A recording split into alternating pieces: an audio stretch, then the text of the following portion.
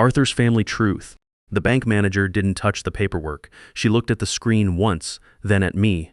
"Sir," she said quietly, "this account is flagged." I didn't react. Everything in the room stayed normal. No alarms, no one looking over. But something about the way she said it didn't match what I was seeing. Then she added one more line, lower this time. "Access has been frozen." I kept my hands on the table. Because I already knew one thing, there was only one person who could have gotten into that account. And the problem was, I hadn't said her name out loud yet, because once I did, everything would change. So I didn't. Not yet. The account wasn't the beginning. It was the first thing that didn't hide itself. The real problem had been sitting there a long time. I just hadn't recognized it yet. My father didn't waste words. If he said something once, it meant you were supposed to remember it. He had a rule. Measure twice. Cut once. I thought it was about work. I didn't realize he was warning me about something else. After the funeral, we went back to the house. Everyone moved the way people do when something ends, quiet, organized, already thinking ahead. Faye didn't ask questions. She didn't slow down. She just started sorting things, like she already knew what mattered. I drifted into the garage. That was where Dad really lived. Everything had its place. Tools older than me, hardware sorted by size, nothing there was random. If something was out of place, he would have noticed. On the top shelf, there was a stack of old notebooks. Most of it looked like clutter, the kind of thing you throw out without thinking. I almost did. But I thought of what he'd said, the old green notebook. I pulled the stack down and went through it slowly. Third one from the bottom, green cover, spine cracked, pages stiff. When I opened it, a small leather-bound passbook fell out and landed flat on the workbench. Edges worn with age, the kind of thing banks haven't issued in years. I picked it up and brought it inside. Faye was in the kitchen when I set it on the counter. She glanced at it. Maybe 2 seconds, no more. "That's no good," she said. "Those old accounts don't exist anymore." She picked it up and dropped it straight into the kitchen trash, right on top of paper plates and napkins from the funeral catering. Didn't pause, didn't ask what it was, just gone. I stood there looking at the trash can. If it was really nothing, why was she so fast about it?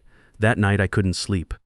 The house was quiet in a way that felt wrong. I kept hearing his voice in my head. Measure twice. At 4:30 in the morning, I got up, walked into the kitchen, and pulled the passbook out of the trash. Tucked into the back cover was a folded slip of paper, and underneath it 6 words in my father's handwriting. I read them twice before I understood what they meant. "Don't ask your wife. Go to the bank." I sat at the kitchen table for a long time, just me and that piece of paper and the sound of the refrigerator humming. My father didn't write things he didn't mean. If he left those words there, they mattered. Especially that one. "Don't ask your wife." By 9 of that morning, I was in the truck. The drive to Millbrook was just under 2 hours. I turned the radio off after about 10 minutes. I needed quiet. I needed to think. I kept replaying the morning in my head. The way Faye had picked up that passbook and dropped it in the trash without blinking. No hesitation. No curiosity. Most people, you hand them something old and unfamiliar. They at least look at it for a second. She didn't. She already knew what she wanted to do with it before she touched it. That bothered me more the longer I drove. My father wasn't the kind of man who hid things without a reason. He wasn't paranoid. He wasn't dramatic. He was the most straightforward person I've ever known. If he wrote "Don't ask your wife" on a piece of paper and tucked it into a notebook on a shelf, he'd thought about it. Probably for a long time. That's how Earl Mercer did everything, slowly, carefully, and only once he was sure. Halfway there, my phone rang. Faye, I let it ring twice before I picked up. "Where are you?" she asked. Not upset. Too calm, actually. "Running an errand," I said. "Took the morning off." A pause. Short, but I noticed it. "You didn't take anything from the house, did you? From your dad's place?" "Just some old shop manuals from the garage," I said. "Nothing worth anything." Another pause. "Okay, just checking. Gavin mentioned we should keep everything together until we figure out the estate. You know how complicated these things get." I said I understood. We hung up. I put the phone in the cup holder and kept driving. About 9 hours later, almost to the minute, my phone buzzed again. Not a call this time. A text from Gavin. "Just checking in, brother. Hope you're holding up okay. These things take it out of you. Let me know if you need anything." I read it twice. Then I set the phone face down on the seat. 2 contacts, perfectly spaced, both saying different things that meant the same thing. "Stop, come back, leave it alone, My hands tightened on the wheel. I kept driving. Millbrook is the kind of town that still has a diner with handwritten daily specials on a chalkboard by the door. Main Street is 2 blocks long. Everybody waves when you drive past, even if they don't know you. The bank was a small brick building near the end of the main drag, clean, well-kept, American flag out front. The kind of place that feels like it's been there since before you were born and plans to outlast you. I pushed through the glass door and got in line behind a woman depositing checks from what looked like a bake sale fundraiser. When it was my turn, I slid the passbook across the counter along with my driver's license and Dad's death certificate. The young teller smiled, typed in the account number, and waited. Her smile faded. She looked at the screen, looked back at me, looked at the screen again. "1 moment, please." She disappeared into the back. I stood at the counter and waited. 5 minutes, then 10. I started to feel like an idiot. Maybe Faye had been right. Maybe this was nothing, a closed account, a dead end, and I'd just driven 2 hours chasing a grieving man's wishful thinking. Maybe the note was nothing more than an old man who'd gotten confused near the end. Then I caught a glimpse of the teller's screen before she'd fully turned it away. 3 words, right in the middle of the display. Account flagged, access frozen. A minute later, a woman came through the door from the back office, dark blazer, mid-50s, gray streaks in her hair. She moved with the kind of calm that tells you she's handled difficult conversations before and doesn't lose sleep over them. "Mr. Mercer," she said, "I'm Dana Alvarez, the branch manager. Would you come with me, please?" Her office was small and quiet. Framed certificates on the wall. A plant on the windowsill that had clearly survived a lot. She closed the door behind us, sat down across from me, and laid the passbook flat on the desk between her hands. "This account," she said, "is flagged." "Flagged how?" "Not because of anything you've done," she said quickly. "Because of its history." She turned her monitor slightly so I could see rows of numbers and dates going back years. Then she pulled out a notepad, wrote 1 number on it, and slid it across to me. I looked at it. $362,000. "Is that the balance?" I asked. She nodded once. I sat back in my chair. My father, the man who reused envelopes until they fell apart, who resold his own work boots twice before buying new ones, who never once complained about what he didn't have, had quietly set aside $362,000 over the course of 30 years. He'd hidden every dollar of it inside an account no one knew about, and he'd kept it there, untouched, waiting. "There's more," Dana said. She opened a thin folder. Inside were printouts, timestamps, scanned documents, a log of access attempts going back several years. She turned to 1 page in particular and set it in front of me. In 2019, someone had attempted to access the account using power of attorney documents. The paperwork looked legitimate at first glance, but the bank's internal verification system flagged inconsistencies in the signatures. The transfer request was denied. The attempt was logged. I already knew what I was about to hear, but I asked anyway. "Who filed the paperwork?" Dana met my eyes. "Faye Mercer." The room felt smaller. The hum of the air conditioning above us suddenly sounded very loud. I looked down at my hands on the desk, the same hands that had spent 22 years fixing other people's engines, and somehow hadn't seen what was happening right next to me. Dana stood slowly. "I need to make a call," she said. "I'm going to ask you to wait here." She stepped outside. The door clicked shut. I sat alone in that quiet office, staring at the passbook my father had hidden on a shelf in his garage, waiting for it to look like something other than what it was. It didn't. When Dana came back, she wasn't alone. A woman followed her in, plain clothes, hair pulled back, expression sharp but not unkind. She didn't need a uniform. The way she moved told you everything. "I'm Detective Iris Benton," she said, extending her hand. "Financial Crimes Division. We've been aware of this account for some time." We sat down. Dana stayed near the door. Benton asked questions the way experienced people do, calm, specific, unhurried.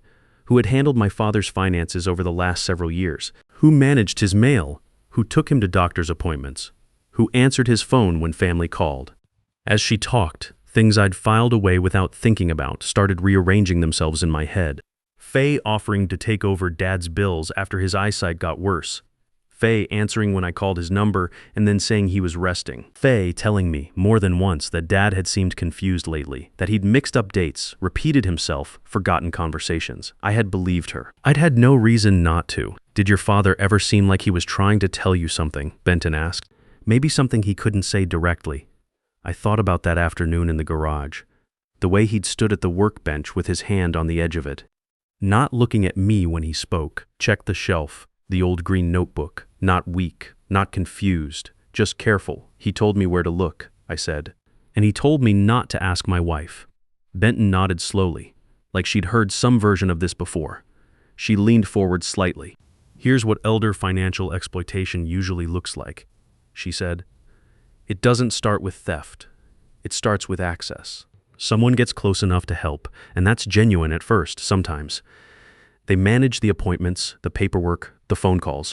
Then slowly, they start managing the information too. They decide what the person knows. They decide what the family hears. By the time any money moves, the groundwork's already been laid for years. She paused. The person being exploited often knows exactly what's happening, but they've been isolated and they've been labeled confused, forgetful, difficult. So when they try to say something, nobody takes it seriously. I sat with that for a moment. He knew, I said. It wasn't a question, he knew, she said. She told me what came next. They were opening a formal investigation. That meant I could not go home and confront Faye. I could not mention the bank, the account, any of it. If Faye or Gavin suspected what was being looked at, they would move fast, delete records, transfer files, get ahead of it.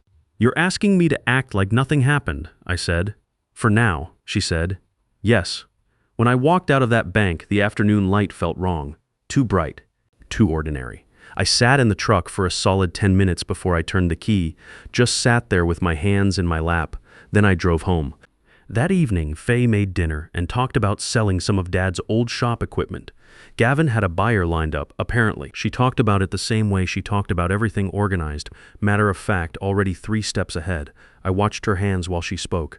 Steady, completely steady. I said as little as I could without it being obvious. Short answers, nodded when it made sense.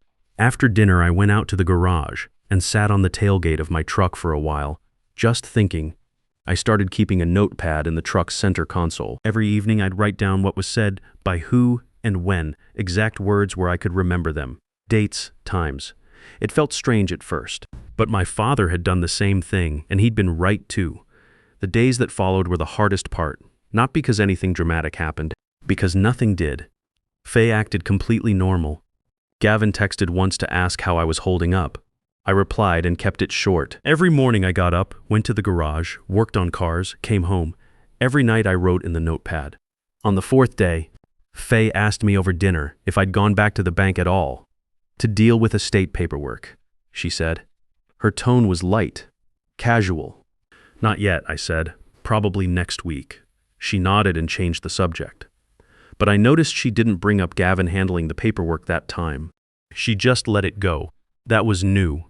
8 days after the bank, Neil Krause called. He introduced himself as my father's attorney, said they'd worked together for nearly 20 years. Dad had left instructions. Neil was only to contact me after the bank had confirmed I'd come in with the passbook. Not before. Not if I'd found it and walked away. Only if I followed through. Neil's office looked exactly like you'd expect a 76-year-old attorney's office to look. Dark wood shelves bowed under the weight of binders. Framed diplomas on the wall, slightly crooked. The whole place smelled like old paper and coffee that had been reheated one too many times. Neil himself rose slowly when I walked in, tall, a little stooped, firm handshake. Your father was a careful man, he said, settling back into his chair. He came to me in 2020, told me he believed he was being financially exploited by someone close to him. He had evidence, but he'd already been labeled as confused, and the person telling that story was the same person controlling his daily life. Neil shook his head slowly. Once that narrative sticks, it's very hard to shake. He reached into his desk drawer and pulled out a thick manila folder. It landed on the desk with a soft, flat weight. He asked me to give you this only after you'd gone to the bank, Neil said. His words were, the boy follows through, or none of this matters. I opened the folder. Inside were bank statements going back years, handwritten notes in Dad's block print, and side-by-side copies of 2 signatures. On the left, his real one, uneven pressure, a slight tremor in the upstroke, the signature of a man in his mid-70s who'd worked with his hands his whole life. On the right, the forged version, smooth, uniform, too clean. He noticed right away. Neil said quietly. He circled it in red ink the same day. Every questionable transaction had a note next to it in Dad's handwriting. Transfer unauthorized, signature mismatch. Confronted, denied, page after page. At the bottom of the folder was a single document notarized, dated 2020. I recognized the handwriting before I read a word of it.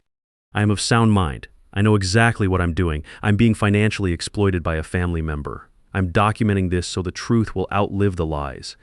I had to stop reading for a second. He couldn't fight it while he was alive, so he built something that would fight it after. Neil waited quietly until I looked up. He trusted you to finish it, he said. Detective Benton called 3 days after I met with Neil. We traced the transfers, she said. They don't move directly from your father's accounts. They route through a shell company first. Lander Advisory Group, your brother-in-law's company.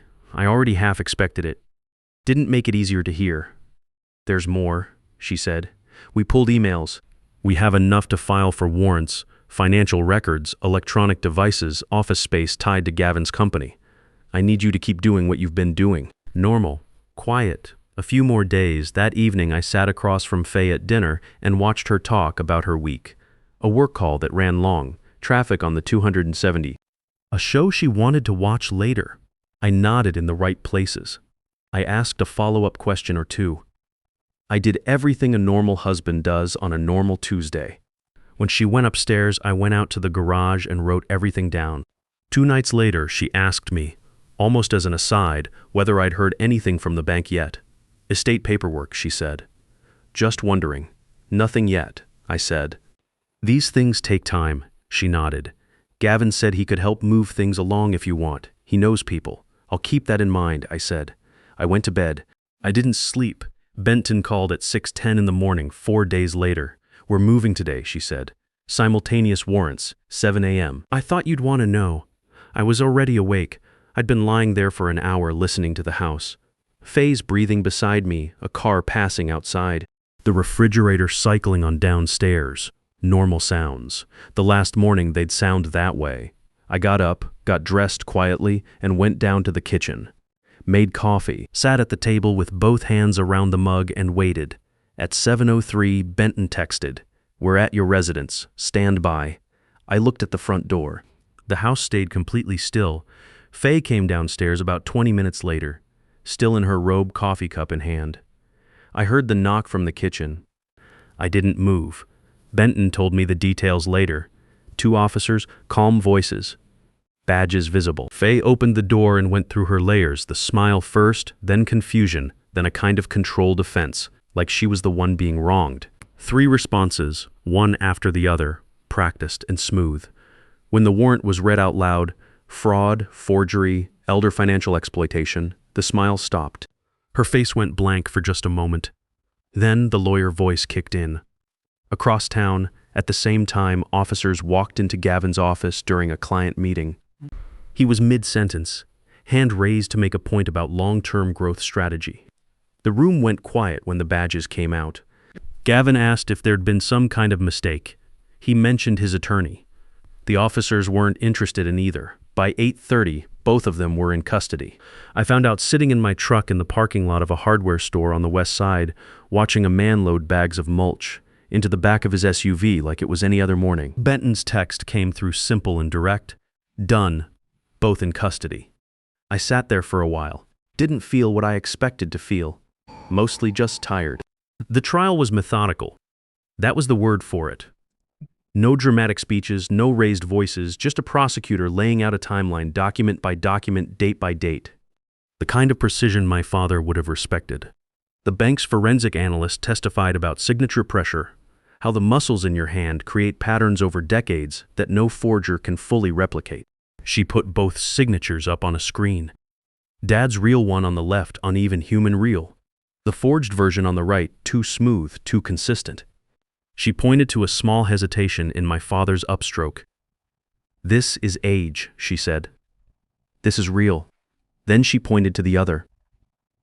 This was practiced. Benton testified after that. She explained elder financial exploitation in plain language, how it starts with access, how it builds through isolation, how the victim gets labeled before the money ever moves. These cases don't begin with theft, she told the court. They begin with control. When the emails came in, the room shifted. Phrases read aloud. Move it before he notices. He's not tracking dates anymore. Gavin stared at the table. Faye stared straight ahead. Dad's notarized affidavit was entered into evidence. Neil read it aloud. I'm of sound mind. I know exactly what I'm doing. The room was very quiet when he finished. Sentencing came 3 weeks later. The judge didn't raise his voice either. He said what needed to be said clearly and without theater. This was not an accident. This was not a misunderstanding. This was sustained, deliberate deception of a vulnerable man by people he trusted. Faye, 7 years federal. Full restitution. Assets seized. Gavin, 3 years. Lander Advisory Group dissolved. When the gavel came down, I felt nothing dramatic. Just a door closing softly on something that had been open too long. Outside the courthouse, Benton found me at the top of the steps.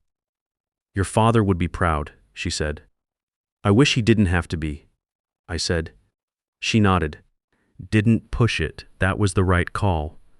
A week after sentencing, Neil called one more time, said Dad had left one more envelope, only to be opened after everything was resolved. I opened it at Neil's desk, 1 page, folded once, Dad's handwriting.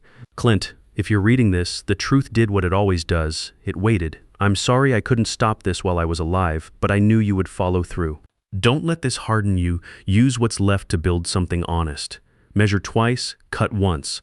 I held that letter for a long time before I folded it back up. 6 months later, things are quiet. No court dates, no detectives, no lawyers leaving careful messages. I paid off what needed paying, cleared the mortgage, set aside enough to stop worrying, and then I did something Dad would have understood without explanation. I found a small garage space a few blocks from where he used to work, fixed it up myself over the course of 2 weekends, part repair shop, part community space. I fix appliances and small engines for people who can't afford to replace them. On weekends, I run basic maintenance classes, how to listen to a machine, how to catch a problem before it becomes a breakdown. On the back wall above the main workbench, I hung Dad's old tape measure, the metal edge worn smooth from 40 years of use. Next to it, framed in plain wood, measure twice, cut once. People ask about it sometimes. I tell them it belonged to a man who believed in doing things right, even when no one was watching. He was right about most things. A quiet man who writes things down is more dangerous to a lie than any lawyer in a courtroom. If something in this story sounds familiar, if you've ever been told you were imagining things, that you were overreacting, that it was better not to ask questions, here's what I'd say. Pay attention to what doesn't add up. Write it down, trust patterns, not reassurances. The truth doesn't rush, it just waits. And sometimes it waits in a green notebook on a garage shelf for the one person who bothers to look.